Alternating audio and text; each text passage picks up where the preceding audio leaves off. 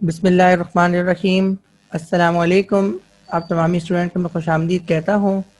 First year chemistry chapter number 2 और आज chapter number 2 के लेक्चर नंबर 8 के अंदर हम जिस टॉपिक पे बात करेंगे वह है solid state and classification of solids.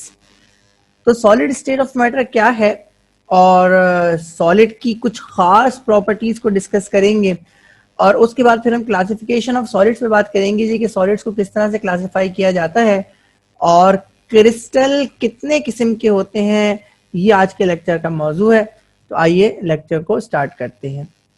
अब हम प्रॉपर्टीज पढ़ने जाएंगे सॉलिड की और जो प्रॉपर्टीज पढ़ने जा रहे हैं इसमें कुछ प्रॉपर्टीज जनरल प्रॉपर्टीज हैं और कुछ प्रॉपर्टीज स्पेसिफिक प्रॉपर्टीज हैं। जनरल प्रॉपर्टी का मतलब ये है जी कि वो गैसेस की भी होती हैं और वो लिक्विड की भी होती हैं और वो सॉलिड्स की भी होती हैं जी। लेकिन इन प्रॉपर्टीज की जो वैल्यू है उनके अंदर फर्क होता है, क्योंकि ये जो प्रॉपर्टीज है इनकी वैल्यू असल में डिपेंड करती है इंटर मॉलिक्यूलर अरेंजमेंट पर या इंटर एटॉमिक अरेंजमेंट पे जी। और ये डिपेंड करती है inter molecular force of attraction पे जी। तो ये पहली प्रॉपर्टी है सॉलिड की और ये सॉलिड की जनरल प्रॉपर्टी है, इसको हम स्टडी करने जाएंगे जी। और यहाँ पे ये लिखा हुआ है जी कंप्रेसिबिलिटी। तो अगर हम कंप्रेसिबिलिटी की बात करें तो गैसेज आर हाईली कंप्रेसिबल और अगर हम लिक्विड की बात करें तो liquid are compressible to less extent. यहाँ सॉलिड के बारे में लिखा हुआ है, यहाँ लिखा हुआ है जी the compressibility of solid is nearly zero. यानी अगर सॉलिड कंप्रेस भी होंगे तो उनकी जो कंप्रेसिबिलिटी होगी वो इतनी कम होगी कि आप उसे नजरअंदाज कर सकते हैं, आप उसे नेग्लेक्ट कर सकते हैं या वो कंप्रेसिबल होंगे ही नहीं। और कंप्रेसिबल नहीं होने की वजह, ना होने की वजह या कंप्रेसिबल टू निलाइजिबल एक्सटेंड यानी इतने कम कंप्रेस होंगे कि आप उसको नजरअंदाज कर सकते हैं, जो वैल्यू जीरो के नजदीक होगी। तो उसकी वजह यह है जी कि जब आप प्रेशर अप्लाई करते हैं जी, तो प्रेशर अप्लाई करने के लिए जब आप प्रेशर अप्लाई करेंगे तो मॉलिक्यूलर डिमांड डिस्टेंस कम होना चाहिए जी। लेकिन यहाँ पर इंटर मॉलिक्यूलर स्पेसेस या इंटर एटॉमिक स्पेसेस ये ना होने के बराबर होती है। यहाँ पे तो लिखा हुआ है जी कि होती ही नहीं है जी। तो यही भी वजह है जी कि सॉलिड कंप्रेसिबल नहीं होते और अगर सॉलिड कंप्रेसिबल है भी तो उनकी कंप्रेसिबिलिटी नियरली जीरो है, इतनी कम है कि आप उसे नजरअंदाज कर सकते हैं। ये दूसरी प्रॉपर्टी है सॉलिड की और ये जो प्रॉपर्टी है ये स्पेसिफिक प्रॉपर्टी है सॉलिड की और ये लिखा हुआ है जी डीफॉर्मिटी। तो डीफॉर्मिटी को अगर आप उर्दू में इसका तर्जुमा करें तो इसको बिगाड़पन कहते हैं जी। तो यहाँ लिखा हुआ है solid can B deformed at high pressure. तो अगर सॉलिड पर हाई प्रेशर अप्लाई किया जाएगा तो सॉलिड डीफॉर्म हो जाते हैं, यानी सॉलिड अपनी शेप को खो बैठते हैं जी।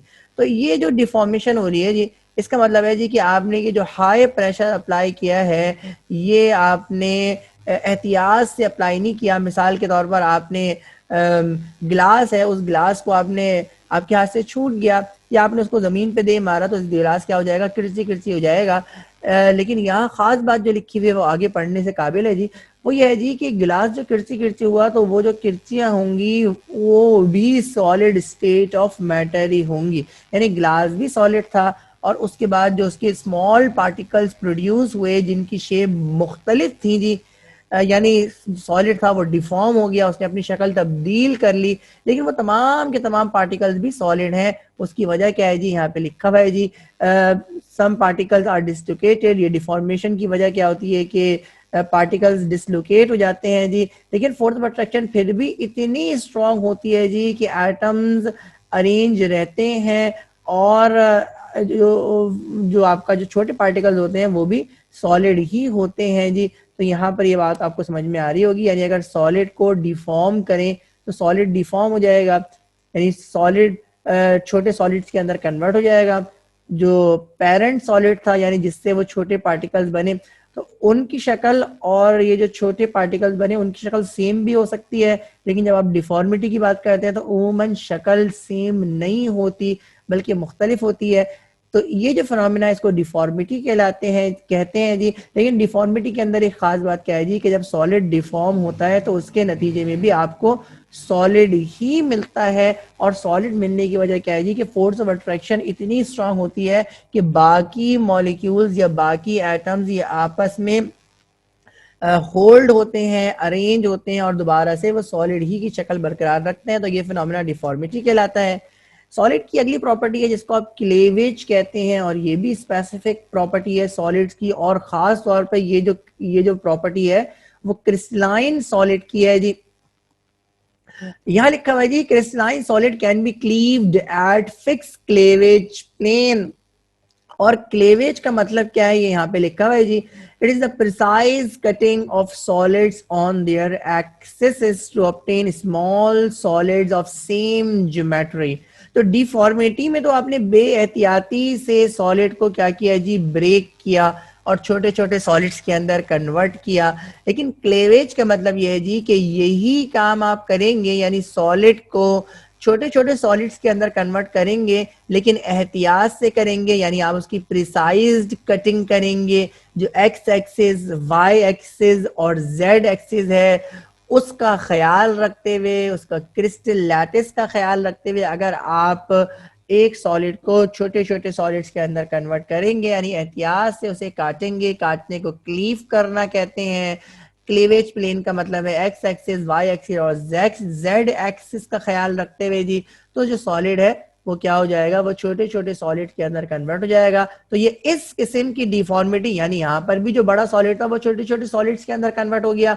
ये जो इस किस्म की डिफॉर्मिटी है इसको आप क्लेवेज कहते हैं। तो डिफॉर्मिटी और क्लेवेज में फर्क आपको नजर आ गया होगा जी कि डिफॉर्मिटी का मतलब ये है जी कि बेएहतियाती से सॉलिड को ब्रेक करना ताकि वो छोटे छोटे सॉलिड्स के अंदर कन्वर्ट हो जाए। और क्लेवेज का मतलब यह है जी कि एहतियात के साथ सॉलिड को ब्रेक करना ताकि जो छोटे सॉलिड्स क्रिएट हों तो वो भी जो छोटे पार्टिकल्स क्रिएट हो उनकी शेप और उनकी ज्योमेट्री अपने बनाने वाले सॉलिड जैसी हो जी। तो इसको क्लेवेज कहते हैं। क्लेवेज का ख्याल रखिएगा जी। डिफॉर्मिटी तो क्रिस्टलाइन सॉलिड के अंदर भी हो सकती है अगर आप उसे बेहतियाती से तोड़ें, और एमॉर्फस सॉलिड तो डिफॉर्म ही होते हैं जी। लेकिन ये जो क्लेवेज है ये प्रॉपर्टी खास है क्रिस्टलाइन सॉलिड्स की, और क्रिस्टलाइन सॉलिड्स के बारे में भी हम आगे पढ़ेंगे। ये अगली प्रॉपर्टी है और यहाँ पे लिखा हुआ है जी डिफ्यूजिबिलिटी जी। तो सॉलिड की जो डिफ्यूजिबिलिटी है जी वो इंतहाई स्लो है। यहाँ पे लिखा हुआ है rate of diffusion in solid is very slow.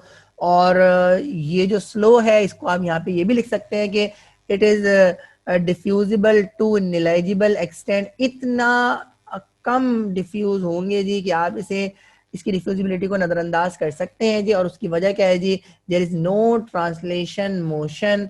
कोई ट्रांसलेशन मोशन जिस तरह गैसेस के अंदर थी उस तरह मोशन नहीं है जी। और ये सिर्फ और ये लेयर की फॉर्म में जिस तरह लिक्विड के मॉलिक्यूल मूव करते थे ये उस तरह भी मूव नहीं कर सकते। इनके मॉलिक्यूल्स या पार्टिकल्स के दरमियान फासला भी इंतहाई कम है जी। और ये सिर्फ और सिर्फ वाइब्रेशन मोशन रखते हैं अपनी मीन पोजीशन पर। तो ये जो वाइब्रेशन है जी, अपनी जो मॉलिक्यूल्स या आइटम्स जो वाइब्रेट कर रहे हैं वो उसकी वजह से कुछ स्पेस क्रिएट होती है जिसके अंदर गैसेस, और वो भी अगर इनकी सरफेस स्मूथ ना हो तो इसके अंदर गैसेस डिफ्यूज हो सकती हैं जी। लेकिन ये जो डिफ्यूजन है सॉलिड के अंदर वो भी इंतहाई स्लो होगा। इसी तरह जो लिक्विड है वो भी एब्जॉर्ब हो सकता है अगर उसकी सरफेस स्मूथ ना हो। लेकिन जो डिफ्यूजन एबिलिटी है सॉलिड की वो गैस के मुकाबले में और लिक्विड के मुकाबले में, दोनों के मुकाबले में इंतहाई कम है। और इतनी कम है कि आप इसे डिफ्यूजिबिलिटी ऑफ सॉलिड्स को भी नजरअंदाज कर सकते हैं। मेल्टिंग पॉइंट ये one of the specific property of solid जी। और सॉलिड मेल्ट्स एट हीटिंग, यानी अगर सॉलिड को आप हीट करें तो वो मेल्ट हो जाता है एक खास टेम्परेचर पे जी। तो kinetic molecular theory of gases क्या कहती है जी कि जब आप ये जानते हैं जी, काइनेटिक मॉलिक्यूलर थ्योरी ये कहती है जी कि temperature, the kinetic energy of the molecules is directly proportional to temperature. ये काइनेटिक एनर्जी का डायरेक्ट रिलेशन है किससे, टेम्परेचर से। जब आप टेम्परेचर बढ़ाएंगे तो टेम्परेचर बढ़ाने से मॉलिक्यूल्स की काइनेटिक एनर्जी बढ़ेगी। और यहाँ देखिए मॉलिक्यूल्स की काइनेटिक एनर्जी तो है ही नहीं, यहाँ तो मॉलिक्यूल से वाइब्रेट कर रहे हैं तो मॉलिक्यूल्स की वाइब्रेशनल एनर्जी बढ़ेगी। और वाइब्रेशन एनर्जी बढ़ेगी और टेम्परेचर बढ़ाते जाएंगे तो ये वाइब्रेशन एनर्जी बढ़ती चली जाएगी। और जब मेल्टिंग पॉइंट आएगा तो कुछ पार्टिकल ऐसे होंगे जी कि वो इतनी तेजी के साथ वाइब्रेट करेंगे जी कि वो अट्रैक्टिव फोर्सेस को ओवरकम कर लेंगे, और जब वो अट्रैक्टिव फोर्सेस को ओवरकम कर लेंगे जी तो वो लेयर्स की फॉर्म में आ जाएंगे, यानी लिक्विड की शक्ल इख्तियार कर लेंगे और वो मोबाइल हो जाएंगे जी। तो ये मेल्टिंग पॉइंट के बारे में आपने पढ़ा। तो melting point is again one of the specific properties of solid, क्योंकि मेल्टिंग पॉइंट हमेशा सॉलिड का ही होता है, लिक्विड का बॉइलिंग पॉइंट होता है जी। लेकिन सॉलिड मेल्ट करते हैं, मेल्टिंग पॉइंट का मतलब है सॉलिड का लिक्विड के अंदर कन्वर्ट हो जाना। और असल में ये वो टेम्परेचर होता है, अगर मेल्टिंग पॉइंट की असल डेफिनेशन को आप पढ़ने जाएं जी तो मेल्टिंग पॉइंट की जो डेफिनेशन है वो ये है जी, it is the temperature where there exists an equilibrium between solid and liquid phase। इस बात का ख्याल रखिएगा। This is the correct definition of melting point. मैं इसको एक बार फिर रिपीट कर देता हूँ, यहाँ लिखा तो नहीं है, मैंने इसको रिपीट कर देता हूँ जी। Melting point is the temperature, melting point वो टेम्परेचर है, melting point is the temperature where there exist equilibrium between solid and liquid phase. तो वो टेम्परेचर जिस पर सॉलिड और लिक्विड के दरमियान इक्विलिब्रियम एस्टैब्लिश हो जाए उसको आप मेल्टिंग पॉइंट कहते हैं। बिल्कुल इसी किस्म की डेफिनेशन बॉइलिंग पॉइंट की भी है, जो क्या है जी, it is the temperature where vapour pressure of a liquid becomes equals to external atmospheric pressure. यानी आप इसको कह सकते हैं जी, there exist an equilibrium between vapour pressure and external atmospheric pressure. बिल्कुल इसी तरह मेल्टिंग पॉइंट की डेफिनेशन है जी कि वो टेम्परेचर कि जिस टेम्परेचर पर सॉलिड और लिक्विड के दरमियान इक्विलिब्रियम एस्टैब्लिश हो जाए उसको मेल्टिंग पॉइंट कहते हैं जी। और सॉलिड कैसे मेल्ट होते हैं, काइनेटिक मॉलिक्यूलर थ्योरी इसको किस तरह से एक्सप्लेन करती है वो हमने समझा।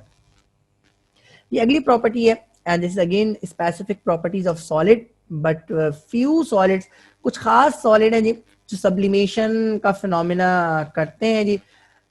और सब्लिमेशन होता क्या है जी कि जो कुछ सॉलिड ऐसे हैं जी कि जब आप इनको हीट करते हैं तो देखिए, सॉलिड को अगर आप हीट करेंगे तो सॉलिड को चाहिए कि पहले लिक्विड में कन्वर्ट हो, और लिक्विड में कन्वर्ट होने के बाद वो गैस के अंदर कन्वर्ट हो, क्योंकि जो लिक्विड है वो इंटरमीडिएट स्टेट है बिटवीन सॉलिड एंड गैसेस। तो जब आप सॉलिड को हीट करते हैं तो उमूमन तो यही होता है कि सॉलिड को जब आप हीट करते हैं तो पहले वो मेल्ट होते हैं, और मेल्ट होने का मतलब ये कि वो लिक्विड में कन्वर्ट हो जाते हैं। फिर आप इस लिक्विड को हीट करते हैं तो वो लिक्विड वेपोराइज हो जाता है, यानी वो गैस के अंदर कन्वर्ट हो जाता है। लेकिन कुछ सॉलिड ऐसे होते हैं जी जिनको आप हीट करें तो वो डायरेक्टली वेपर के अंदर कन्वर्ट हो जाते हैं without passing through liquid phase. तो अगर ऐसा कुछ हो रहा है तो ये फिनोमिना क्या कहलाता है, सब्लिमेशन कहलाता है जी। और काइनेटिक मॉलिक्यूलर थ्योरी ये इसको इस तरह से एक्सप्लेन करती है कि ये जो सॉलिड्स हैं ये आपके मॉलिक्यूलर सॉलिड्स होते हैं, और इनके अंदर जो inter molecular force of attraction होती हैं वो ऑर्डिनरी सॉलिड्स के मुकाबले में इंतहाई कम होती हैं। और तो इसलिए वो मॉलिक्यूल जिनकी एनर्जी हाई होती है वो सॉलिड सरफेस को लीव कर देते हैं और वो डायरेक्टली वेपर के अंदर कन्वर्ट हो जाते हैं जी। तो ये जो सबलाइम सॉलिड हैं वो ऑर्डिनरी सॉलिड्स के मुकाबले में मुख्तलिफ होते हैं। पहली बात तो ये कि ये मॉलिक्यूलर क्रिस्टल होते हैं या मॉलिक्यूलर सॉलिड्स होते हैं जी, और इनके दरमियान जो फोर्स ऑफ अट्रैक्शन होती है वो इंतहाई कम होती है। और जब फोर्स ऑफ अट्रैक्शन कम होती है और मॉलिक्यूल्स की जो एनर्जी है वो हाई होती है, तो जैसे ही इनको बाहर से एनर्जी मिलती है हीटिंग के थ्रू तो ये वो एनर्जी को एब्जॉर्ब करते हैं और ये बाइंडिंग फोर्सेस को ओवरकम कर लेते हैं, और ये डायरेक्टली गैस के अंदर कन्वर्ट हो जाते हैं, डायरेक्टली वेपर के अंदर कन्वर्ट हो जाते हैं। और किसी सॉलिड का डायरेक्टली वेपर के अंदर कन्वर्ट होना विदाउट पासिंग लिक्विड स्टेट, इस फिनोमिना को आप सब्लिमेशन कहते हैं, और सॉलिड सबलाइम सॉलिड्स कहलाते हैं। एक रीजन आया हुआ है जी, और ये आपको काफूर की गोलियां इस तस्वीर के अंदर आपको नजर आ रही हैं जी। और सवाल यह है जी कि why naphthalene is sublime solid. तो ये जो आपको टैबलेट्स नजर आ रही हैं जी ये असल में नैप्थलीन की टैबलेट्स हैं जी, और ये जो नैप्थलीन है इसको उर्दू में काफूर कहते हैं जी। और काफूर के बारे में आप अच्छे तरीके से जानते हैं जी कि ये सबलाइम सॉलिड है, कि ये सॉलिड फॉर्म के अंदर वाइट कलर की बॉल होती है जी, जो गर्म कपड़ों को या कंबल वगैरह को कीड़े मकोड़ों से महफूज रखने के लिए इस्तेमाल की जाती है। ये वो सॉलिड है जी कि जो लिक्विड के अंदर कन्वर्ट नहीं होता बल्कि डायरेक्टली किसके अंदर कन्वर्ट हो जाता है, गैस के अंदर या वेपर के अंदर कन्वर्ट हो जाता है, इसलिए इसको आप सबलाइम सॉलिड कहते हैं। तो नेप्थलीन सबलाइम सॉलिड क्यों है, इसका जवाब आपसे मांगा है जी। तो आप क्या कहेंगे जी कि नेप्थलीन सबलाइम सॉलिड इसलिए है जी क्योंकि इसकी फोर्स ऑफ अट्रैक्शन जो नेप्थलीन के मॉलिक्यूल्स के दरमियान है वो ऑर्डिनरी सॉलिड्स के मुकाबले में इंतहाई कम है। तो जब आप इसे हीट करते हैं जी तो हीट करने की वजह से जो मॉलिक्यूल्स हैं उनकी एनर्जी बढ़ जाती है और वो अट्रैक्टिव फोर्सेस को क्या कर देते हैं, ओवरकम कर लेते हैं और वो डायरेक्टली गैस के अंदर कन्वर्ट हो जाते हैं। तो नेप्थलीन बाकी सॉलिड से मुख्तलिफ है। क्यों? क्योंकि इसकी फोर्स ऑफ अट्रैक्शन यानी जो इसकी inter molecular force of attraction है वो बाकी सॉलिड्स के मुकाबले में कम है, जिसकी वजह से नेप्थलीन बआसानी सॉलिड से गैस में कन्वर्ट हो जाता है और इसलिए नेप्थलीन सबलाइम सॉलिड कहलाता है। अभी अगला सवाल है जी, और यहाँ पे लिखा हुआ है why on application of pressure solid deform. तो डिफॉर्मिटी से रिलेटेड एक रीजन है जी कि जब आप प्रेशर अप्लाई करते हैं तो सॉलिड डिफॉर्म क्यों होता है जी। तो उसका जवाब यहाँ पे लिखा हुआ है जी। उसकी वजह यह है जी कि जब आप फोर्स अप्लाई करते हैं जी तो फोर्स अप्लाई करने की वजह से जो कुछ पार्टिकल्स हैं वो डिसलोकेट हो जाते हैं। डिसलोकेट हो जाते हैं यानी पुराने वाले मॉलिक्यूल्स का साथ छोड़ देते हैं और वो उससे अलहदा हो जाते हैं। और अलहदा होने का मतलब क्या है जी कि इसने ये टूट गए या ये बिखर गए या ये डिवाइड हो गए जी। तो इस फिनोमेना को आप क्या कहते हैं, डिफॉर्मिटी कहते हैं। लेकिन डिफॉर्मिटी के बाद भी ये जो एटम्स हैं सॉलिड्स के वो स्ट्रांगली अटैच होते हैं नेबरिंग एटम से और उसके नतीजे में जो छोटे पार्टिकल्स मिलते हैं वो भी सॉलिड की शक्ल के अंदर ही होते हैं, वो भी सॉलिड स्टेट के अंदर होते हैं। तो ये फिनोमेना क्या कहलाता है, डिफॉर्मिटी कहलाता है। तो जब आप प्रेशर, तो डिफॉर्मिटी की वजह क्या है, असल में डिसलोकेशन ऑफ एटम्स है जी या डिसलोकेशन ऑफ मॉलिक्यूल्स है। तो मॉलिक्यूल्स या एटम डिसलोकेट हो जाते हैं प्रेशर के नतीजे में और इस फिनोमेना को आप डिफॉर्मिटी कहते हैं। अब हम सॉलिड्स की क्लासिफिकेशन को पढ़ने जाएंगे जी। सॉलिड की प्रॉपर्टीज को आपने पढ़ा और सॉलिड की कुछ प्रॉपर्टीज को आपने डिस्कस किया और उससे रिलेटेड कुछ रीजंस को आपने डिस्कस किया। अब इन सॉलिड्स को किस तरह से क्लासिफाई किया जाता है ये हम डिस्कस करेंगे जी। तो जो सॉलिड की क्लासिफिकेशन है तो सॉलिड्स दो किस्म के होते हैं जी। Number 1 is amorphous solid and number 2 is crystalline solid. तो दो किस्म की सॉलिड है जी, एक एमॉर्फस सॉलिड है, दूसरे क्रिस्टलाइन सॉलिड है। और उसके बाद फिर क्रिस्टलाइन सॉलिड चार किस्म की होते हैं। नंबर 1, और क्रिस्टलाइन सॉलिड को आप क्रिस्टल्स भी कहते हैं। तो आप ये भी कह सकते हैं जी कि क्रिस्टलाइन सॉलिड्स चार किस्म के होते हैं, या आप ये कह सकते हैं जी कि क्रिस्टल्स चार किस्म के होते हैं। उसमें जो पहले हैं उनको एटॉमिक क्रिस्टल्स कहते हैं, जो दूसरे को आयोनिक क्रिस्टल्स कहलाते हैं, तीसरे कोवेलेंट क्रिस्टल्स कहलाते हैं और चौथे मॉलिक्यूलर क्रिस्टल्स कहलाते हैं। तो ये सॉलिड्स की कंप्लीट क्लासिफिकेशन आपके सामने है। सॉलिड दो किस्म के होते हैं, एमॉर्फस सॉलिड्स और क्रिस्टलाइन सॉलिड्स। और क्रिस्टलाइन सॉलिड्स को आप क्रिस्टल भी कहते हैं। और फिर क्रिस्टल्स चार किस्म के होते हैं, atomic crystals, ionic crystals, covalent crystals and molecular crystals. Amorphous solid की डेफिनेशन अब आपके सामने है जी। और एमॉर्फस सॉलिड क्या है जी, the solid which does not have particular geometrical shape, they are known as amorphous solid. वो तमाम के तमाम सॉलिड के जिनका परफेक्ट ज्योमेट्रिकल शेप नहीं होता वो एमॉर्फस सॉलिड कहलाते हैं जी। और इसकी एग्जांपल्स अब आपके सामने है जी, ग्लास, प्लास्टिक, रबर। ये तीनों आपके सॉलिड तो हैं लेकिन इनका पर्टिकुलर ज्योमेट्रिकल शेप नहीं है, क्योंकि जो एटम्स हैं या जो आयंस हैं या जो मॉलिक्यूल्स हैं जी वो परफेक्टली 3 डायमेंशनल स्पेस के अंदर अरेंज नहीं है। और इनकी परफेक्ट अरेंजमेंट ना होने की वजह से इन सॉलिड का परफेक्ट ज्योमेट्रिकल शेप नहीं होता, इसलिए ये सॉलिड एमॉर्फस सॉलिड कहलाते हैं जी। अब हम क्रिस्टलाइन सॉलिड्स की बात करने जा रहे हैं जी। तो क्रिस्टलाइन सॉलिड की खास बात क्या है जी कि these solid have characteristic geometrical shape. और कैरेक्टरिस्टिक ज्योमेट्रिकल शेप के होने की वजह क्या है जी, due to highly ordered 3 dimensional arrangement of particles. ये पार्टिकल्स एटम्स भी हो सकते हैं, ये पार्टिकल्स आयंस भी हो सकते हैं, ये पार्टिकल्स मॉलिक्यूल्स भी हो सकते हैं। They are known as crystalline solids. और क्रिस्टलाइन सॉलिड्स को जनरली क्रिस्टल्स भी कहते हैं जी। तो क्रिस्टलाइन सॉलिड और एमॉर्फस सॉलिड में फर्क क्या हुआ जी, ज्योमेट्रिकल शेप का फर्क हुआ जी कि वो सॉलिड जो के परफेक्ट ज्योमेट्रिकल शेप रखते हैं वो क्रिस्टलाइन सॉलिड कहलाते हैं, और वो सॉलिड जो परफेक्ट ज्योमेट्रिकल शेप नहीं रखते वो एमॉर्फस सॉलिड कहलाते हैं। और परफेक्ट ज्योमेट्रिकल शेप होने के लिए शराइत क्या है वो भी यहाँ पे लिखी हुई है जी। तो the perfect geometrical shape is due to highly ordered three-dimensional arrangement of particles। तो पार्टिकल थ्री डायमेंशनल स्पेस के अंदर परफेक्टली अरेंज होंगे तो सॉलिड की परफेक्ट ज्योमेट्रिकल शेप होगी, और अगर सॉलिड की परफेक्ट ज्योमेट्रिकल शेप होगी तो वो क्रिस्टलाइन सॉलिड कहलाएगा जी। तो क्रिस्टलाइन सॉलिड की अब चंद एग्जाम्पल्स आपके सामने है जी। तो ये लिखा हुआ है एलम, एलम जिसको आप फिटकरी कहते हैं जी। Diamond have perfect geometrical shape, sugar के जो क्रिस्टल्स हैं उनका भी ज्योमेट्रिकल शेप परफेक्ट है, और जो मेटल आपको दिखते हैं जी वो भी परफेक्ट ज्योमेट्रिकल शेप रखते हैं जी। ये तमाम के तमाम क्रिस्टलाइन सॉलिड्स कहलाते हैं। अब हम क्रिस्टलाइन और एमॉर्फस सॉलिड के दरमियान डिफरेंस को पढ़ने जाएंगे, और ये स्लाइड आपके सामने मौजूद है और इसमें क्रिस्टलाइन और एमॉर्फस सॉलिड्स के दरमियान फ़र्क बयान किया गया है। तो आइए इसको देखते हैं जी। तो जो पहला फ़र्क है वो तो आपने डेफिनेशन की फॉर्म में पढ़ लिया जी कि crystalline solid have perfect geometrical shape and amorphous solid does not have perfect geometrical shape. यानी क्रिस्टलाइन सॉलिड का ज्योमेट्रिकल शेप परफेक्ट होता है, फिक्स होता है, लेकिन एमॉर्फस सॉलिड की शक्लें मुख्तलिफ होती हैं जी, इनका परफेक्ट ज्योमेट्रिकल शेप नहीं होता। और ये उसकी वजह लिखी हुई है जी।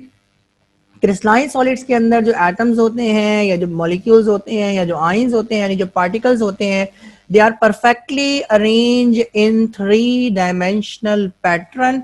तो इनका जो पैटर्न है वो फिक्स होता है, और थ्री डायमेंशनल स्पेस के अंदर यानी एक्स एक्सिस, वाई एक्सिस और जेड एक्सिस के दरमियान ये जो एटम्स हैं या जो मॉलिक्यूल्स हैं या जो आयंस हैं वो परफेक्टली अरेंज होते हैं। जबकि एमॉर्फस सॉलिड के अंदर जो पार्टिकल्स होते हैं चाहे वो एटम्स, आयंस या मॉलिक्यूल्स हो, वो परफेक्टली अरेंज नहीं होते थ्री डायमेंशनल स्पेस के अंदर। क्योंकि वो परफेक्टली अरेंज नहीं होते इसलिए उनका परफेक्ट ज्योमेट्रिकल शेप भी नहीं होता जी। तो ये दूसरा डिफरेंस आपने पढ़ा।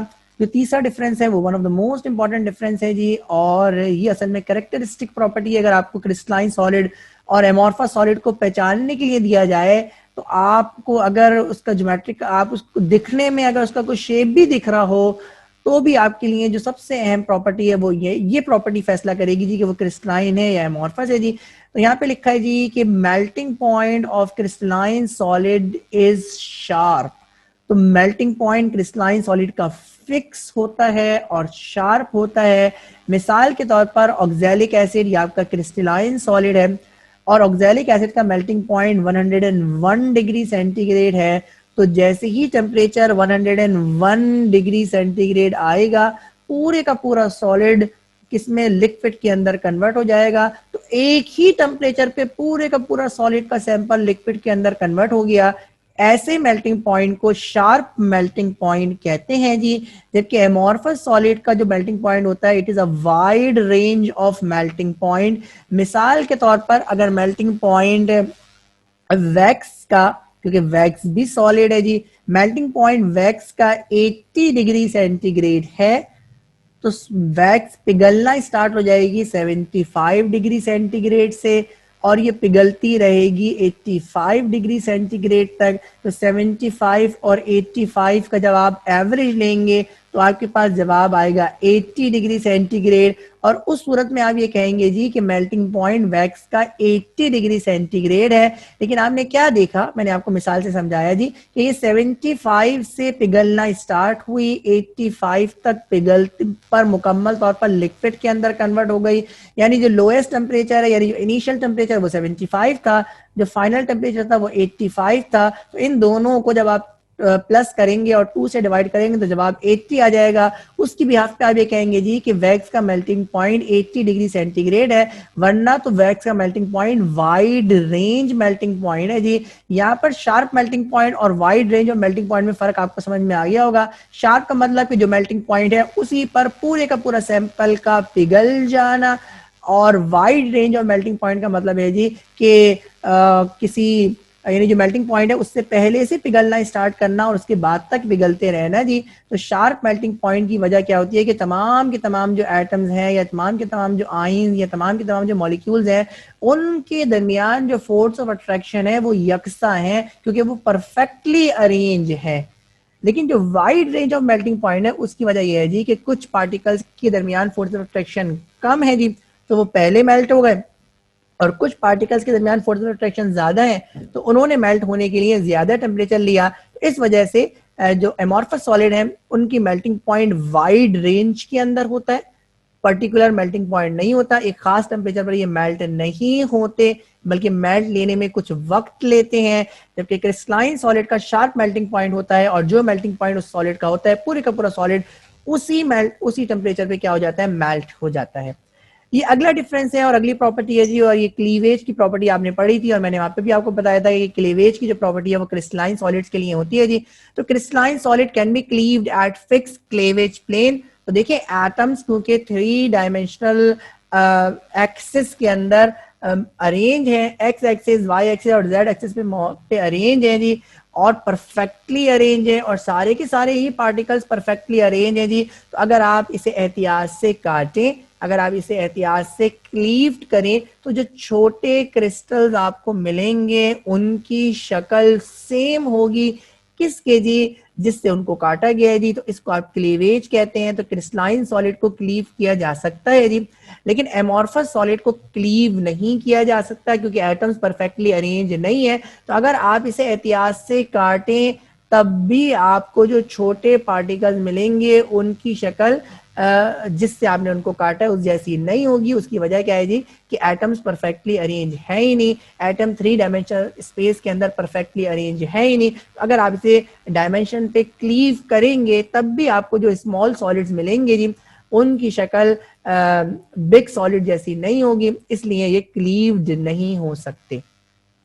ये अगली प्रॉपर्टी है और ये भी again one of the important property है सॉलिड की, और ये लिखा हुआ है कि crystalline solids are anisotropic in nature.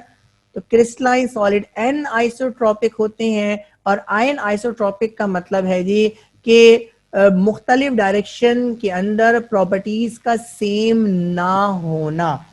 तो अगर जो सॉलिड है जी अगर उसकी हर डायमेंशन से आपको देखने में वो एक जैसा दिखता है तो इसका मतलब ये है कि वो आइसोट्रोपिक इन नेचर है। कि एमॉर्फस सॉलिड के बारे में लिखा हुआ है जी कि their properties are same in all direction. तो आइसोट्रोपिक सॉलिड वो हैं जी जो आप जिनकी प्रॉपर्टीज हर तरफ से एक जैसी है जी। तो एमॉर्फस सॉलिड आपके आइसोट्रोपिक इन नेचर होते हैं जी, जबकि क्रिस्टलाइन सॉलिड आपके एन आइसोट्रोपिक इन नेचर होते हैं। मैं एन आइसोट्रोपिक की आपको एक मिसाल देता हूँ जी कि अगर आप ग्रेफाइट की बात करें जी तो ग्रेफाइट का भी स्ट्रक्चर आपके सामने आएगा तो ये बात आपको समझ में आ जाएगी जी। तो ग्रेफाइट में अगर आप in between the planes, graphite के जो एटम्स है जी वो उनका जो स्ट्रक्चर होता है वो हेक्सागोनल प्लेनर स्ट्रक्चर होता है जी, और इन बिटवीन द प्लेन्स तो वो इलेक्ट्रिसिटी को पास करा देते हैं जी। लेकिन अगर आप इलेक्ट्रिसिटी को पास करवाएं परपेंडिकुलर टू द प्लेन्स तो फिर इलेक्ट्रिसिटी पास नहीं होगी। यानी परपेंडिकुलर डायरेक्शन के अंदर परपेंडिकुलर टू द प्लेन जाएं जी तो इलेक्ट्रिसिटी पास नहीं हो रही, यानी परपेंडिकुलर डायरेक्शन के अंदर प्रॉपर्टी डिफरेंट है। और जब आप पैरेलल टू द प्लेन जाए यानी 0 डिग्री के एंगल पे जाए तो फिर इलेक्ट्रिक करंट पास हो जाएगा ग्रेफाइट में से जी। तो ये जो प्रॉपर्टी है इसको एन आइसोट्रोपी कहते हैं जी कि मुख्तलिफ डायरेक्शंस के अंदर सॉलिड की प्रॉपर्टी का मुख्तलिफ होना, ये एन आइसोट्रोपी कहलाता है जी। अभी ग्रेफाइट के बारे में जब हम पढ़ेंगे आगे लेक्चर के अंदर तो मैं इस प्रॉपर्टी को दोबारा से डिफाइन करूंगा और आप वहां पे देखिएगा जी कि परपेंडिकुलर टू द प्लेन का क्या मकसद है और पैरेलल टू द प्लेन का क्या मकसद है। बस इस बात को याद रखें जी कि ग्रेफाइट का जो क्रिस्टल है, ग्रेफाइट क्रिस्टलाइन सॉलिड है, परपेंडिकुलर टू द प्लेन अगर इससे इलेक्ट्रिक करंट को पास किया जाएगा तो पास नहीं होता जी, और अगर इसे पैरेलल टू द प्लेन अगर इलेक्ट्रिक करंट को पास किया जाए जी तो इलेक्ट्रिक करंट पास हो जाता है। इलेक्ट्रिक करंट पास होने का मतलब ये जी कि परपेंडिकुलर टू द प्लेन अगर आप पोटेंशियल डिफरेंस देंगे तो इलेक्ट्रिक करंट पास नहीं होगा, और पैरेलल टू द प्लेन अगर आप पोटेंशियल डिफरेंस दे देंगे जी तो करंट पास हो जाएगा जी। तो ये जो प्रॉपर्टी है ये एन आइसोट्रोपी कहलाती है कि मुख्तलिफ डायरेक्शन के अंदर फिजिकल प्रॉपर्टीज का मुख्तलिफ होना, this is known as anisotropy. And isotropy is the property of crystalline solid. और आइसोट्रॉपी क्या होती है? हर डायरेक्शन के अंदर प्रॉपर्टीज का सेम होना, ये अमॉर्फस सॉलिड की प्रॉपर्टी है। ये आखिरी डिफरेंस यहाँ पे लिखा हुआ है जी कि crystalline solid symmetrical in nature होते हैं और एमॉर्फस सॉलिड ये सिमेट्रिकल नहीं होते। सिमेट्री का मतलब ये है जी कि अगर आप इन्हें एहतियात से काटें, उनकी एक्सिस पे काटें जी, तो जो एक हिस्सा है वो दूसरे हिस्से जैसा हो, यानी दूसरे हिस्से का मिरर इमेज हो जी। तो क्रिस्टलाइन सॉलिड क्योंकि एटम्स परफेक्टली अरेंज होते हैं जी, तो अगर आप इन्हें एक्सिस पे कट करेंगे यानी उसके सिमेट्रिकल प्लेन पे कट करेंगे जी, तो लेफ्ट हैंड साइड बिल्कुल राइट हैंड साइड जैसा दिखेगा, यानी left hand side right hand side का मिरर इमेज होगा और right hand side left hand side का मिरर इमेज होगा। इसको सिमेट्रिकल कहते हैं जी। और एमॉर्फस सॉलिड सिमेट्रिकल नहीं होते, अगर आप इसे काटते भी हैं जी तो एक हिस्सा दूसरे हिस्से जैसा नहीं होगा, यानी लेफ्ट हैंड साइड या राइट हैंड साइड का मिरर इमेज नहीं होगा, या right hand side left hand side का मिरर इमेज नहीं होगा, और ये प्रॉपर्टी अनसिमेट्री कहलाती है। अब हम क्लासिफिकेशन पढ़ने जा रहे हैं सॉलिड्स की, और क्रिस्टलाइन सॉलिड्स की पे हम बात करेंगे।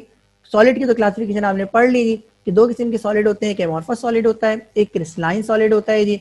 एमॉर्फस के बारे में आपने पढ़ा और क्रिस्टलाइन के बारे में पढ़ा, दोनों के दरमियान आपने फर्क भी किया। जो क्रिस्टलाइन सॉलिड 4 किस्म के होते हैं जिन्हें क्रिस्टल भी कहते हैं, ये क्या होते हैं और इनकी क्लासिफिकेशन इस तरह से क्यों की गई है, इस पे हम बात करेंगे जी। तो ये 4 किस्म के क्रिस्टलाइन सॉलिड्स हैं जी। एटॉमिक सॉलिड जिसको आप एटॉमिक क्रिस्टल्स कहते हैं जी, ये आयोनिक सॉलिड्स या आयोनिक क्रिस्टल्स, कोवेलेंट सॉलिड और कोवेलेंट क्रिस्टल्स, और मॉलिक्यूलर सॉलिड और मॉलिक्यूलर क्रिस्टल जी।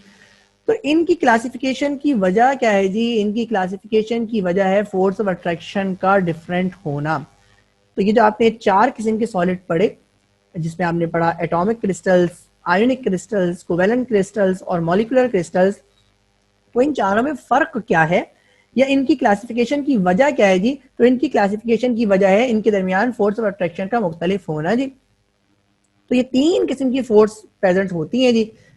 पहली जो फोर्स है वो है इलेक्ट्रोस्टैटिक फोर्स ऑफ अट्रैक्शन, और electrostatic force of attraction positive और नेगेटिव चार्जेस के दरमियान, यानी पॉजिटिव और नेगेटिव आयंस के दरमियान, यानी कैटायंस और एनायंस के दरमियान मौजूद होती है।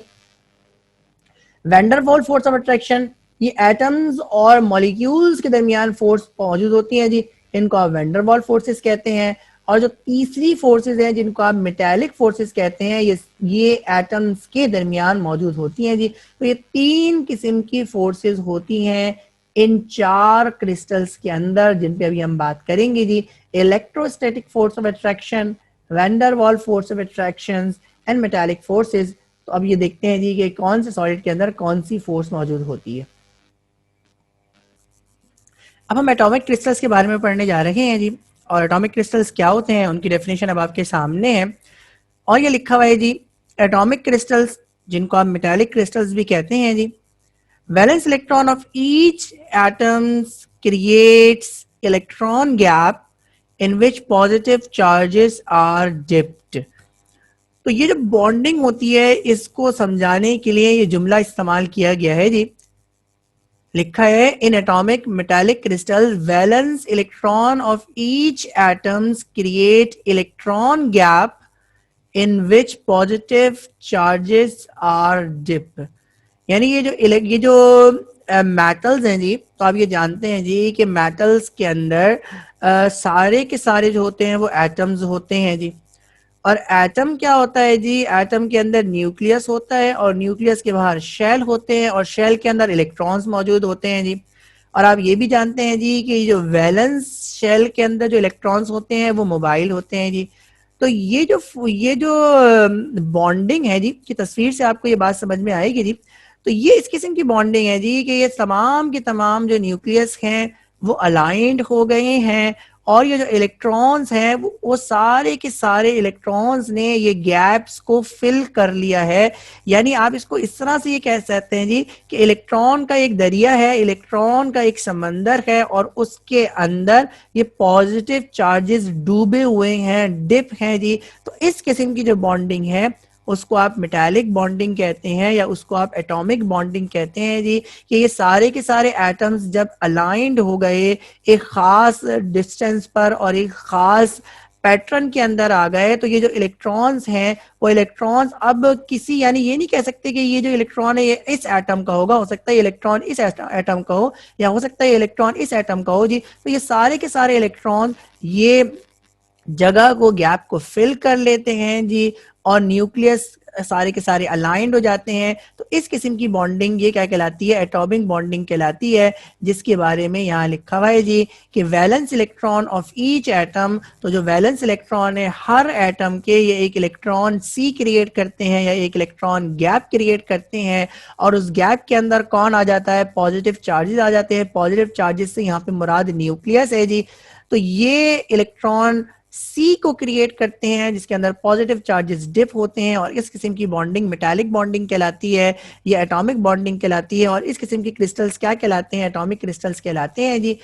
तो ये लिखा है जी, such type of force between electrons and positive charges held together to form atomic solid. तो इस किस्म की फोर्स जो कि इलेक्ट्रॉन और पॉजिटिव चार्जेस के दरमियान है, पॉजिटिव चार्जेस का मतलब न्यूक्लियस और इलेक्ट्रॉन के दरमियान है। अब ये न्यूक्लियस उसी एटम का भी हो सकता है और वो दूसरे एटम का भी न्यूक्लियस हो सकता है, क्योंकि सारे के सारे एटम्स एक साथ मौजूद हैं।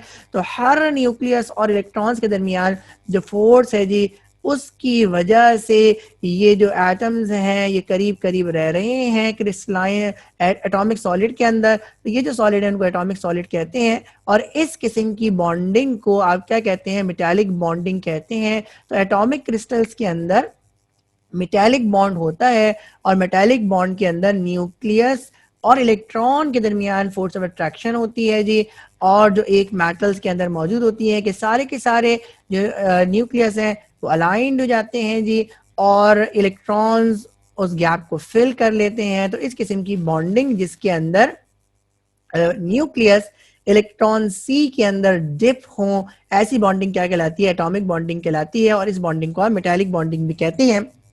और ऐसे क्रिस्टल्स एटॉमिक क्रिस्टल्स या मेटालिक क्रिस्टल्स कहलाते हैं, और इनकी एग्जांपल्स मेटल्स हैं। अब आप सोडियम की बात कर लें, या आप लिथियम की बात कर लें, या आप आयरन की बात कर लें, तो जितने भी आपके मेटल्स हैं वो तमाम के तमाम एटॉमिक क्रिस्टल्स की एग्जाम्पल हैं। तो ये इसकी डायग्राम थी जो मैंने आपको समझाई थी कि जो वैलेंस इलेक्ट्रॉन्स हैं वो सारे के सारे क्या हो गए? वो एक साथ अलाइंड हो गए, और उसी तरह ये जो न्यूक्लियस हैं वो एक साथ अलाइंड हो गए। अब ये जो इलेक्ट्रॉन्स हैं वो फ्री टू मूव है जी, वो किसी भी एटम के पास जा सकते हैं जी। और जब आप पोटेंशियल डिफरेंस क्रिएट करेंगे जी, यानी यहाँ पे पॉजिटिव चार्ज दे दिया और यहाँ पे नेगेटिव चार्ज दे दिया, तो इलेक्ट्रॉन आप जानते हैं उस पर नेगेटिव चार्ज होता है, वो नेगेटिव चार्ज से दूर भागेंगे और पॉजिटिव चार्ज की तरफ भागेंगे, और ये इलेक्ट्रॉन्स क्या हो जाएंगे? मोबाइल हो जाएंगे। तो ये इलेक्ट्रॉन्स असल में चार्ज कैरियर हैं, और इलेक्ट्रॉन मोबाइल हो जाएंगे तो इसका मतलब इलेक्ट्रिक करंट पास हो जाएगा जी। तो ये जो इलेक्ट्रॉन्स हैं जी, ये फ्री टू मूव होते हैं with in the atomic crystal. इसलिए आप कह रहे हैं जी कि इलेक्ट्रॉन को आपने सी से, समंदर से तशबीह दिया है जी, और पॉजिटिव चार्ज को इसके अंदर डूबा हुआ दिखाया है। ये पॉजिटिव चार्ज तो मूव नहीं करेंगे जी, लेकिन ये जो इलेक्ट्रॉन्स है वो मूव करेंगे जी। ये इस किस्म की बॉन्डिंग एटॉमिक बॉन्डिंग या मेटालिक बॉन्डिंग कहलाती है। अब हम एटॉमिक क्रिस्टल्स की प्रॉपर्टीज को पढ़ने जाएंगे जी। तो ये पहली प्रॉपर्टी है जी कि दे पजेस शाइनी सरफेस। तो इलेक्ट्रॉन्स जो मौजूद होते हैं सरफेस पर, ये असल में लाइट की रिफ्लेक्शन का बाइस बनते हैं, और उसी की वजह से जो मेटालिक क्रिस्टल्स होते हैं या जो एटॉमिक क्रिस्टल्स होते हैं उनकी सरफेस शाइनी होती है जी। इनका मेल्टिंग पॉइंट और बहुत हाई होता है जी। They are good conductor of heat and electricity. Electricity के गुड कंडक्टर होते हैं। जो मैंने आपको बताया जी कि इलेक्ट्रॉन फ्री हैं जी, जो वैलेंस इलेक्ट्रॉन है वो फ्री हैं जी, और जब आप उसमें पोटेंशियल डिफरेंस क्रिएट करेंगे तो ये वैलेंस इलेक्ट्रॉन चार्ज कैरियर के तौर पर वर्क करेंगे, और ये जो इलेक्ट्रॉन्स हैं वो मोबाइल हो जाएंगे, और जैसे ही इलेक्ट्रॉन मोबाइल होंगे तो इलेक्ट्रिक करंट उस एटॉमिक क्रिस्टल में से पास हो जाएगा। तो एटॉमिक क्रिस्टल गुड कंडक्टर है इलेक्ट्रिसिटी के जी। मैलिएबल हैं और डक्टाइल हैं, यानी इनकी शीट्स बना, यानी ये इनको शीट्स के अंदर कन्वर्ट करा जा सकता है और इनको वायर के अंदर भी कन्वर्ट किया जा सकता है जी। तो शीट के अंदर कन्वर्ट करने का मतलब ये है कि इनकी बारीक सी चादर बनाना, और वायर का मतलब कन्वर्ट करने का मतलब ये है जी कि इनके डायमीटर को भी बहुत कम कर देना जी। तो मैलिएबल जो प्रॉपर्टी है और डक्टाइल जो प्रॉपर्टी है उसका ताल्लुक strong inter atomic force of attraction से है जी। तो अगर फोर्स ऑफ अट्रैक्शन यानी inter atomic force of attraction बहुत ज्यादा होगी जी, तो आप उसकी बारीक चादर बना सकते हैं और उसकी बारीक सा तार बना सकते हैं जी। तो यानी अब आप इससे आपको अंदाजा हो जाना चाहिए जी कि ये जो फोर्स ऑफ अट्रैक्शन है यानी जो मेटालिक फोर्सेज हैं जी, तो ये इतनी स्ट्रांग है जी कि अगर आप उस मेटल को वायर के अंदर भी कन्वर्ट कर दें तब भी ये फोर्स ऑफ अट्रैक्शन बरकरार रहती हैं जी। यही वो वजह है जी कि एटॉमिक क्रिस्टल मैलिएबल भी है, यानी इनकी शीट्स बनाई जा सकती हैं, इनको शीट्स की फॉर्म में कन्वर्ट कर दिया किया जा सकता है जी। और ये डक्टाइल भी है, यानी इनके वायर्स बनाए जा सकते हैं, इनको वायर की फॉर्म में कन्वर्ट किया जा सकता है। तब भी जो एटम्स हैं वो उनकी फोर्स ऑफ अट्रैक्शन बरकरार रहेंगी और वो सॉलिड शेप में ही रहेंगे। ये दूसरे किस्म के क्रिस्टल्स को पढ़ने जा रहे हैं जिनको आप आयोनिक क्रिस्टल्स कहते हैं जी। और आयोनिक क्रिस्टल्स के लफ्ज से आपको ये बात का अंदाजा हो गया होगा जी कि इसके अंदर जो बॉन्डिंग होती है वो आयोनिक बॉन्डिंग होती है। और आयोनिक बॉन्डिंग क्या होती है ये इसकी डेफिनेशन अब आपके सामने है जी। तो यहाँ पे लिखा हुआ है जी, in ionic crystals positively and negatively charged ions held together by electrostatic force of attraction। तो इलेक्ट्रोस्टैटिक फोर्स ऑफ अट्रैक्शन के जरिए से पॉजिटिवली चार्ज आयंस और नेगेटिवली चार्ज आयंस ये परफेक्टली अरेंज हो गए हैं थ्री डायमेंशनल स्पेस के अंदर। तो इनकी ये बॉन्डिंग क्या कहलाती है, ये आयनिक बॉन्डिंग कहलाती है। यानी एक एटम ने अपना इलेक्ट्रॉन मुकम्मल तौर पर लूज किया, वो कैटाइन के अंदर कन्वर्ट हो गया। दूसरे एटम ने इलेक्ट्रॉन को एक्सेप्ट किया, वो एनाइन के अंदर कन्वर्ट हो गया। ये कैटाइन और एनाइन करीब करीब आए और एक खास डिस्टेंस पे थ्री डायमेंशनल पैटर्न के अंदर अरेंज हो गए। उसके नतीजे में बनने वाला क्रिस्टल क्या कहलाएगा, आयोनिक क्रिस्टल कहलाएगा। और आयोनिक क्रिस्टल्स के अंदर आयोनिक बॉन्डिंग होती है और इसकी मिसाल सोडियम क्लोराइड है जो आपका कॉमन सॉल्ट है जी, जिसको रॉक सॉल्ट भी कहते हैं। सोडियम क्लोराइड टेबल सॉल्ट भी कहलाता है, इसके अंदर आयोनिक बॉन्डिंग होती है और इसकी जो क्रिस्टल्स हैं वो आयोनिक क्रिस्टल्स कहलाते हैं जी। तो ये अब इसकी तस्वीर अब आपके सामने है जी, ये क्यूबिक क्रिस्टल की तस्वीर आपके सामने है जी। और आपको यहाँ पर ये जो ब्लू नजर आ रहे हैं वो सोडियम है और जो आपको ग्रीन नजर आ रहे हैं वो क्लोराइड है जी। तो आप यहाँ पे अगर इसको गौर करें जी कि एक सोडियम के अराउंड आपको 6 क्या दिख रहे हैं जी, Cl नेगेटिव आयन दिख रहे हैं। इसी तरह एक Cl नेगेटिव के अराउंड आपको 6 सोडियम आयंस दिखेंगे जी। तो ये एक अरेंजमेंट होती है जिसको आप डिटेल के अंदर चैप्टर नंबर 4 के अंदर डिस्कस करेंगे जी। तो आयोनिक क्रिस्टल्स की खास बात क्या है जी कि कैटाइंस, ये ब्लू वाले कैटाइंस हैं जी और ग्रीन वाले एनाइंस हैं। तो कैटाइंस और एनाइंस परफेक्टली अरेंज हैं थ्री डायमेंशनल स्पेस के अंदर या क्रिस्टल लैटिस के अंदर। तो ये आयोनिक क्रिस्टल्स की मिसाल है और ये सोडियम क्लोराइड का स्ट्रक्चर है which is cubic structure. Ionic crystals की प्रॉपर्टीज को पढ़ने जा रखे हैं जी। तो आयोनिक क्रिस्टल की प्रॉपर्टी है जी कि they have high melting point, इनका मेल्टिंग पॉइंट बहुत हाई होता है जी क्योंकि इलेक्ट्रोस्टैटिक फोर्स ऑफ अट्रैक्शन बहुत ज्यादा होती है। इस बात का ख्याल रहे जी कि एटॉमिक क्रिस्टल से तो इनका कम मेल्टिंग पॉइंट है लेकिन बाकी तमाम से यानी कोवेलेंट से और मॉलिक्यूलर से इनका मेल्टिंग पॉइंट फिर ज्यादा होता है जी क्योंकि इलेक्ट्रोस्टैटिक फोर्स ऑफ अट्रैक्शन बहुत हाई होती है जी। They are good conductor of heat and electricity, तो हीट के भी गुड कंडक्टर हैं और इलेक्ट्रिसिटी के भी गुड कंडक्टर हैं। ये भी बात का ख्याल रखिएगा जो एटॉमिक क्रिस्टल्स हैं वो सॉलिड स्टेट के अंदर अपने अंदर से इलेक्ट्रिक करंट पास होने देते हैं जी। लेकिन ये जो आयोनिक क्रिस्टल्स हैं ये अगर मोल्टिन फॉर्म में होंगे यानी पिघली हुई हालत में होंगे या आप ये कहें जी कि इसके अंदर इसका सोल्यूशन बनाया जाएगा यानी ये नम होंगे, या आप ये कहें जी कि इनका एक्वस सोल्यूशन बनाया जाएगा तो उस सूरत के अंदर ये इलेक्ट्रिक करंट को पास होने देंगे। यानी कि जो आयोनिक क्रिस्टल्स हैं ये ज्यादातर इलेक्ट्रोलाइट्स के तौर पर इस्तेमाल होते हैं। यानी सोडियम क्लोराइड अपने अंदर, अगर ये मुकम्मल तौर पर सोडियम क्लोराइड ड्राई है तो अपने अंदर से इलेक्ट्रिक करंट को पास होने नहीं देगा, बैड कंडक्टर के तौर पर बिहेव करेगा। 3 शराइत मैंने बताई, या तो ये नम हो, नमी इसके अंदर होगी जी तो इसके अंदर से इलेक्ट्रिक करंट पास हो जाएगा, या आप इसको पिघला लें, मोल्टिन फॉर्म के अंदर लेके आ जाएं जी, मेल्ट कर लें, उस वक्त ये गुड कंडक्टर ऑफ इलेक्ट्रिसिटी होगा। या तीसरा तरीका ये है जी कि आप इसका एक सोल्यूशन बना लें, इसको पानी के अंदर डिसॉल्व कर लें। जब इसको पानी के अंदर डिसॉल्व करेंगे तो पानी के अंदर सोडियम पॉजिटिव आयन और Cl नेगेटिव आयन मौजूद होंगे। तो इलेक्ट्रिसिटी को जो कंडक्शन होते हैं ये कंडक्शन होती है वो दो तरीके से होती है, या तो वो इलेक्ट्रॉन की मूवमेंट से होती है या आयंस की मूवमेंट से होती है। तो एटॉमिक सॉलिड के अंदर जो कंडक्शन होती है वो फ्री इलेक्ट्रॉन के जरिए होती है, क्योंकि फ्री इलेक्ट्रॉन्स मौजूद होते हैं। जब आप पोटेंशियल डिफरेंस क्रिएट करते हैं तो ये इलेक्ट्रॉन्स क्या हो जाते हैं, मोबाइल हो जाते हैं और इलेक्ट्रिक करंट पास हो जाता है। आयोनिक क्रिस्टल्स की जब आप सोल्यूशन बनाएंगे तो वो आयंस के अंदर ब्रेक हो जाएगा, और जब आप पोटेंशियल डिफरेंस क्रिएट करेंगे तो ये आयंस इलेक्ट्रोड की तरफ मूव कर जाएंगे, यानी आयंस मोबाइल हो जाएंगे, जिसकी वजह से इलेक्ट्रिक करंट पास हो जाएगा जी। तो इलेक्ट्रिक करंट को पास कराने के लिए आपके पास चार्ज कैरियर का होना जरूरी है। वो चार्ज कैरियर फ्री इलेक्ट्रॉन्स भी हो सकते हैं और वो चार्ज कैरियर आयंस भी हो सकते हैं। एटॉमिक क्रिस्टल्स के अंदर वो फ्री इलेक्ट्रॉन्स होते हैं और आयोनिक क्रिस्टल्स के अंदर वो आयंस होते हैं। ये खास बात थी जिसको आपने बहुत फोकस करना है जी। पानी के अंदर ये सॉल्युबल होते हैं जी, और इनकी डेंसिटी बहुत हाई होती है। डेंसिटी हाई होने का मतलब ये है जी कि जो ये आयंस है यानी कैटायंस और आयन आयंस है ये बहुत नजदीक होते हैं जी, और जितने ज्यादा पार्टिकल्स या जितने ज्यादा आयंस नजदीक होंगे उतनी सब्सटेंस की डेंसिटी ज्यादा होगी जी। ये ब्रिटल होते हैं और हार्ड होते हैं। ब्रिटल का मतलब नाजुक भी होते हैं जी, टफ नहीं होते एटॉमिक क्रिस्टल की तरह, बल्कि ये ब्रिटल होते हैं यानी नाजुक होते हैं। अगर आप इनको मसलें तो ये टूट जाएंगे जी, लेकिन हार्ड भी होते हैं। और they possess the property of indefinite growth. ये आयनिक क्रिस्टल्स की खास प्रॉपर्टी होती है जो हम अगले लेक्चर के अंदर डिस्कस करेंगे। इनडेफिनाइट ग्रोथ का मतलब ये है जी कि आप एक क्रिस्टल पे दूसरे क्रिस्टल को ग्रो कर सकें। तो ये जो फिनोमेना है इसको इनडेफिनाइट ग्रोथ कहते हैं जी, जो हम अगले लेक्चर के अंदर डिटेल के अंदर डिस्कस करेंगे। ये तीसरे किस्म के क्रिस्टल्स हैं जो कि कोवेलेंट क्रिस्टल्स कहलाते हैं, और नाम से आपको अंदाजा हो जाना चाहिए कि इनके अंदर कोवेलेंट बॉन्डिंग होती होगी जी।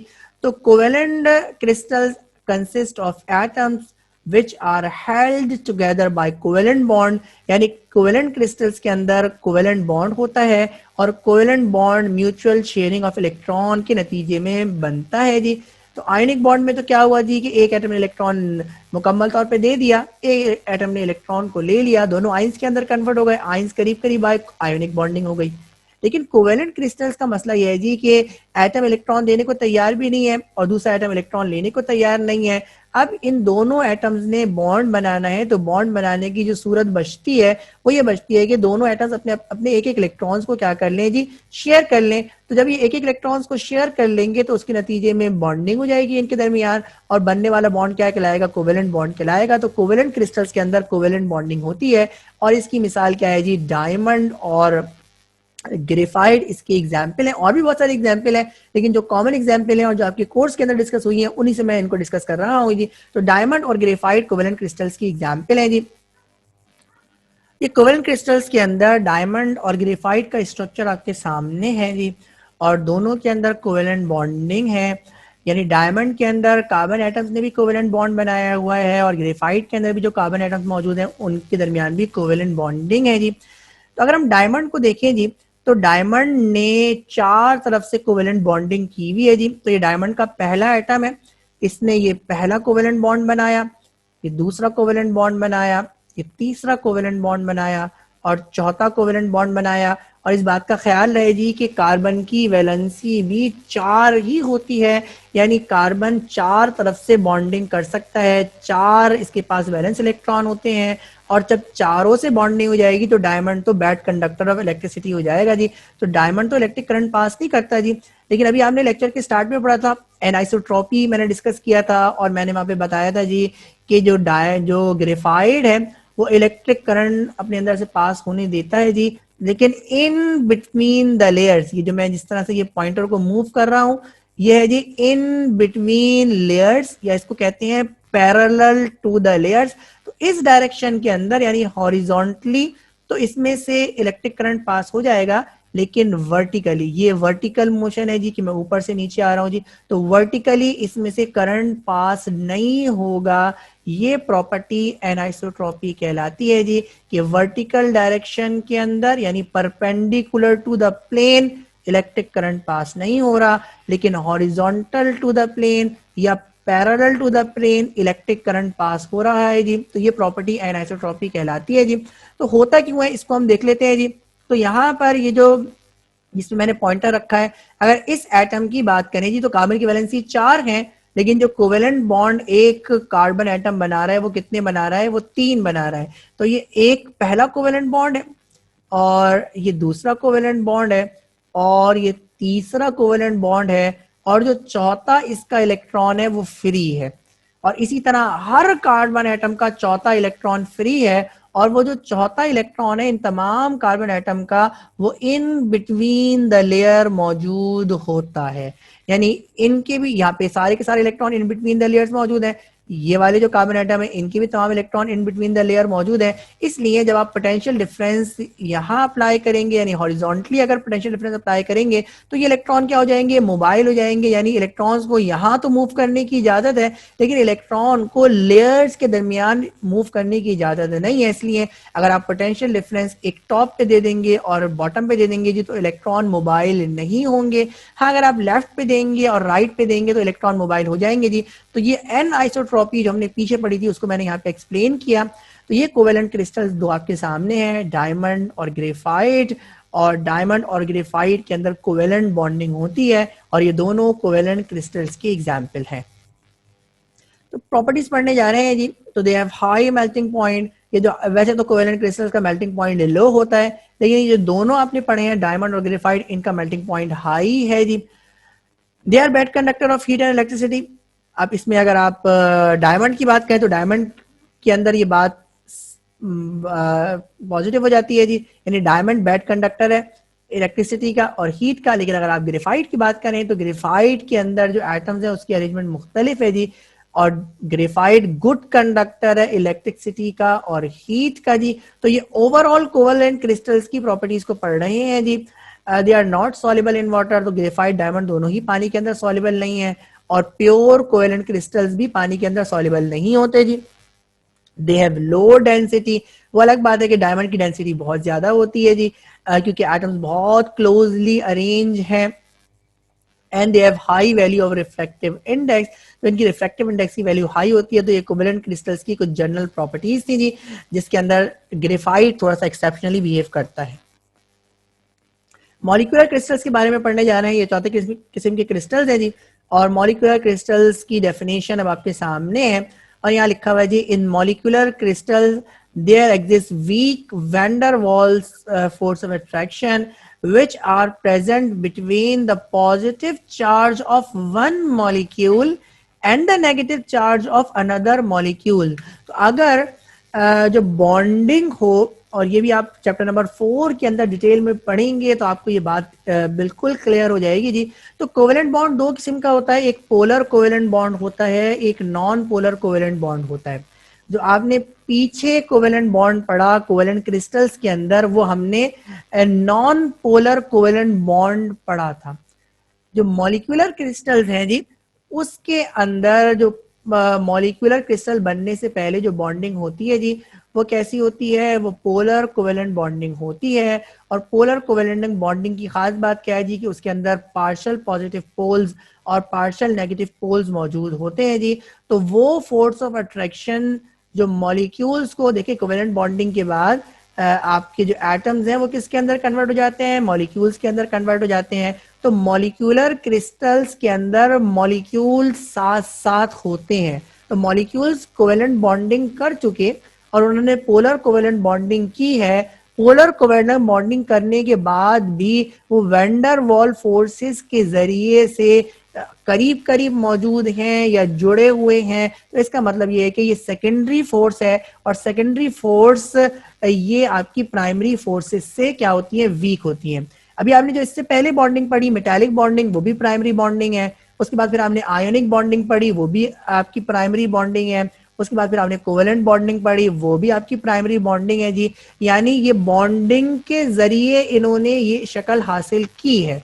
लेकिन मॉलिक्यूलर क्रिस्टल के अंदर प्राइमरी बॉन्डिंग कोवेलेंट बॉन्ड है और कोवेलेंट बॉन्ड बनने के बाद ये जो मॉलिक्यूल्स हैं वो करीब करीब आ रहे हैं और करीब करीब आने का जो जरिया है वो वैंडर वॉल फोर्सेस है और इसकी वजह से उन्होंने सॉलिड की शक्ल इख्तियार की है जी। तो ये आपके मॉलिक्यूलर क्रिस्टल्स कहलाते हैं और मॉलिक्यूलर क्रिस्टल्स के अंदर positive charge of one molecule और negative charge of another molecule के दरमियान अट्रैक्शन होती है, जिसकी वजह से ये मॉलिक्यूल्स करीब करीब रहते हैं और सॉलिड की फॉर्म में होते हैं जी। और यही वो सॉलिड हैं जो कि आपके सबलाइम सॉलिड भी होते हैं।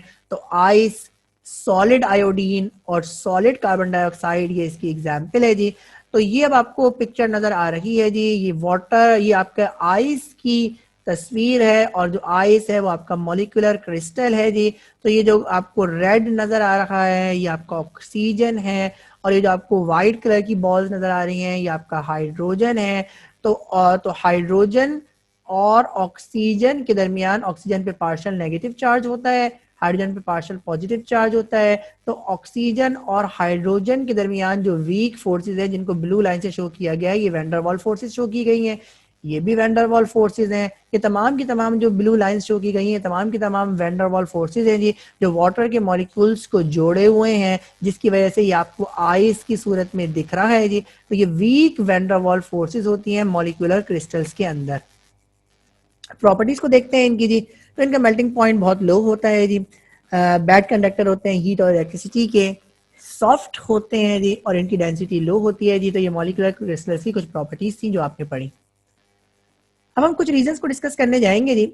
और ग्रेफाइट आपको नजर आ रहा है तो इसका मतलब है ग्रेफाइट से रिलेटेड कुछ रीजन है। तो रीजन ये है जी कि graphite is good conductor of electricity जी। तो graphite good conductor of electricity क्यों होता है ये मैंने भी आपको पीछे भी बात समझाई जी। चैप्टर 4 के अंदर आप इसको डिटेल में पढ़ेंगे जी। लिखा हुआ है जी graphite is good conductor of electricity because of sp2 hybridisation. तो sp2 हाइब्रिडाइजेशन क्या होती है और हाइब्रिडाइजेशन की एक किस्म है sp2 हाइब्रिडाइजेशन, ये चैप्टर नंबर 4 के अंदर आप डिटेल के अंदर डिस्कस करेंगे जी। अभी जो आप देखें जी, याद करने के एतबार से तो आप याद कर सकते हैं जी, लेकिन इसकी डिटेल डिस्क्रिप्शन आपको चैप्टर नंबर 4 के अंदर मिलेगी जी। तो sp2 हाइब्रिडाइजेशन ग्रेफाइट के अंदर होती है, और जब भी किसी एटम के अंदर sp2 हाइब्रिडाइजेशन होगी तो इसका मतलब ये है कि उसका एक इलेक्ट्रॉन फ्री होगा। तो कार्बन के अंदर, क्योंकि ग्रेफाइट कार्बन पर मुश्तमिल है जी, तो कार्बन के अंदर अगर sp2 हाइब्रिडाइजेशन होगी तो इसका मतलब है एक इलेक्ट्रॉन फ्री होगा जी। तो जब एक इलेक्ट्रॉन फ्री होगा तो ये इन बिटवीन द लेयर्स मौजूद होता है जी। इन हेक्सागोनल जो आपकी लेयर बनी है जी, तो कार्बन ने 3 तरफ से तो बॉन्डिंग करी लेकिन चौथी तरफ से उसने बॉन्डिंग नहीं करी, तो इसका मतलब एक इलेक्ट्रॉन फ्री रहा। वो एक electron in between the hexagonal plane मौजूद है, और अगर आप पोटेंशियल डिफरेंस क्रिएट करेंगे जी तो electric current in between the layers pass हो जाएगा जी। इसलिए graphite good conductor of electricity है। ये दूसरा सवाल भी ग्रेफाइड ही के बारे में है जी, और लिखा हुआ है जी graphite is soft and greasy touch. तो ग्रेफाइड सॉफ्ट और ग्रीजी टच इसलिए हैं जी क्योंकि इनकी जो लेयर्स हैं उनके दरमियान फासला मौजूद है जी। तो आपको यहाँ पे 335 पिकोमीटर का फासला नजर आ रहा है, यानी 3.35 एंगस्ट्रॉम का गैप है इनके दरमियान। इसका मतलब है जी कि ये लेयर्स एक दूसरे के ऊपर स्लाइड कर सकती हैं, और अगर लेयर्स, सॉलिड की लेयर्स एक दूसरे के ऊपर स्लाइड कर सकेंगी तो इसका मतलब ये है कि वो सॉलिड सॉफ्ट भी होगा और उनका ग्रीजी टच भी होगा। तो ग्रेफाइट के अंदर ऐसा होता है, इसलिए ग्रेफाइट का जो टच है वो सॉफ्ट है और ग्रीजी होता है। और उसकी वजह क्या है जी कि these layers, there is a gap between these hexagonal planar layers, and due to this these layer can slide over each other, they can roll over each other, therefore graphite has greasy touch। तो diamond का structure आपके सामने है, और diamond के बारे में एक सवाल है जी कि the hardest of the known substance. तो hardest of the known substance की वजह ये है जी कि इसके अंदर sp3 हाइब्रिडाइजेशन होती है, ये भी हाइब्रिडाइजेशन की एक किस्म होती है जो चैप्टर नंबर 4 के अंदर आप डिटेल के अंदर डिस्कस करेंगे जी। तो 4 तरफ से कार्बन बॉन्ड का बना सकता है, और चारों तरफ से कार्बन ने बॉन्डिंग की है जी टेट्राहीड्रल फैशन के अंदर, जिसकी वजह से एटम्स बहुत करीब करीब मौजूद है, और एटम्स के करीब करीब होने की वजह से इनके दरमियान स्पेस बहुत कम है, इसलिए डायमंड की डेंसिटी भी बहुत ज़्यादा है, और ये दुनिया में मौजूद चीज़ों में सबसे ज़्यादा हार्ड तस्वुर किया जाता है। ये अगला रीजन है जी, और लिखा हुआ जी diamond is bad conductor of electricity जी। तो अभी आपने पढ़ा जी कि जब कार्बन ने चारों तरफ से बॉन्डिंग कर ली और sp3 हाइब्रिडेशन की वजह से उसने चारों तरफ से बॉन्डिंग की है, तो चारों तरफ से बॉन्डिंग करने की वजह से अब उसके पास कोई फ्री इलेक्ट्रॉन मौजूद नहीं है, और अब क्योंकि कोई फ्री इलेक्ट्रॉन मौजूद नहीं है तो इसका मतलब है कोई चार्ज कैरियर मौजूद नहीं है। इसलिए अगर आप पोटेंशियल डिफरेंस प्रोवाइड करेंगे तो डायमंड अपने अंदर से करंट को पास नहीं करेगा, क्योंकि करंट को पास होने के लिए मैंने आपको दो शर्त बताई थी, एक फ्री इलेक्ट्रॉन का मौजूद होना और दूसरा अगर सोल्यूशन फॉर्म के अंदर है तो आइंस का मौजूद होना, क्योंकि आइंस या फ्री इलेक्ट्रॉन्स ये चार्ज कैरियर होते हैं जिनकी प्रेजेंस में इलेक्ट्रिक करंट पास हो जाता है। तो ये आज का लेक्चर था जी, और आज के लेक्चर के अंदर आपने सॉलिड स्टेट ऑफ मैटर के बारे में पढ़ा और सॉलिड की प्रॉपर्टीज के बारे में पढ़ा, और उसके बाद क्लासिफिकेशन ऑफ सॉलिड्स को पढ़ा, एमॉर्फस और क्रिस्टलाइन सॉलिड को डिस्कस किया, और फिर क्रिस्टलाइन सॉलिड की जो चार क्लासेस हैं, atomic crystals, ionic crystals, covalent crystals और मॉलिक्यूलर क्रिस्टल्स के बारे में आपने डिटेल के अंदर पढ़ा। इम्तिहान में सवाल किस तरह से आए हुए हैं आइए देखते हैं जी। ये पहला सवाल आपके सामने है और यहाँ पे लिखा है डिफरेंशिएट करना है आपको क्रिस्टलाइन और एमॉर्फस सॉलिड के दरमियान। तो आपने क्रिस्टलाइन और एमॉर्फस सॉलिड के दरमियान डिफरेंशिएट किया। अगर इम्तिहान में ये सवाल 2 नंबर का आता है तो उसका मतलब आपने 4 डिफरेंस लिखने होंगे, और इम्तिहान में सवाल अगर 1 नंबर का आता है तो आपने 2 डिफरेंस लिखने होंगे जी। और ये इम्तिहान में सवाल बहुत ज्यादा आता है तो आप इसको देखिएगा। ये दूसरा सवाल आपके सामने है जी, और यहाँ पे लिखा हुआ है हाउ क्रिस्टल्स आर क्लासिफाइड, यानी आपने क्रिस्टल्स की क्लासिफिकेशन देनी है, चारों क्रिस्टल्स के आपने नाम लिखने हैं जी, और उसके बाद कह रहे जी कि आयोनिक क्रिस्टल को आप एक्सप्लेन करें जी। तो आपने पहले क्रिस्टलाइन सॉलिड की क्लासिफिकेशन को दिया, यानी आपने क्रिस्टल्स की क्लासिफिकेशन को दिया। आपने कहा जी ionic crystals, molecular crystals, covalent crystals और एटॉमिक क्रिस्टल्स, ये 4 किस्म के क्रिस्टल्स होते हैं। उसके बाद फिर आपने आयोनिक क्रिस्टल्स के बारे में लिखा, उसकी डेफिनेशन को दिया, उसकी एग्जाम्पल को दिया। उसके बाद आपने आयोनिक क्रिस्टल्स की प्रॉपर्टीज को डिस्कस किया, और यहाँ पे आपका सवाल मुकम्मल हो गया। अगर आप चाहें तो आप क्रिस्टल लैटिस भी बना के दिखा दें, क्योंकि उसने पूछा नहीं है इसलिए बनाना जरूरी नहीं है, तो डिस्क्रिप्टिव फॉर्म में आपने इसका जवाब देना था। क्वेश्चन नंबर 3 आपके सामने है और कुछ रीजंस हैं जी, इनको डिस्कस करेंगे जी। Graphite is a good conductor of electricity, ये मैं पीछे डिस्कस कर चुका, इसका जवाब यहाँ पे मौजूद है। Graphite is the hardest substance, ये भी बात हम डिस्कस कर चुके हैं जी। और ये लिखा हुआ है जी some solid directly change into vapour on heating without passing through liquid phase, तो ये सब्लाइम सॉलिड की एग्जांपल है जी। और उसकी वजह मैंने आपको पीछे बताई जी। उसकी वजह क्या है जी कि मिसाल के तौर पे अगर नेफ्थलीन की बात करें तो नेफ्थलीन के अंदर जो फोर्स ऑफ अट्रैक्शन है जी, क्योंकि ये मॉलिक्यूलर सॉलिड है और इसके अंदर जो फोर्स ऑफ अट्रैक्शन है वो ऑर्डिनरी सॉलिड के मुकाबले में इंतहाई कम होती है जी। जब आप इसको हीट करते हैं जी तो वो मॉलिक्यूल जिनकी काइनेटिक एनर्जी ज्यादा होती है वो अट्रैक्टिव फोर्सेस को ओवरकम कर लेते हैं और डायरेक्टली गैसियस स्टेट के अंदर तब्दील हो जाते हैं जी, और ऐसे तमाम सॉलिड सब्लाइम सॉलिड कहलाते हैं। तो ये आज का लेक्चर था जी, और आज के लेक्चर के अंदर आपने सॉलिड स्टेट ऑफ मैटर के बारे में पढ़ा और सॉलिड की क्लासिफिकेशन को आपने स्टडी किया। जो नेक्स्ट लेक्चर है जो इस चैप्टर का लेक्चर नंबर 9 है और चैप्टर नंबर 2 का आखिरी लेक्चर भी है जी। इस लेक्चर के अंदर हम जिस टॉपिक पे बात करेंगे वो है आइसोमॉर्फिज्म और पॉलीमॉर्फिज्म। तो आइसोमॉर्फिज्म क्या फिनोमिना है और पॉलीमॉर्फिज्म क्या फिनोमिना है, और आइसोमॉर्फिज्म और पॉलीमॉर्फिज्म में क्या फर्क है, इसको डिस्कस करने जाएंगे।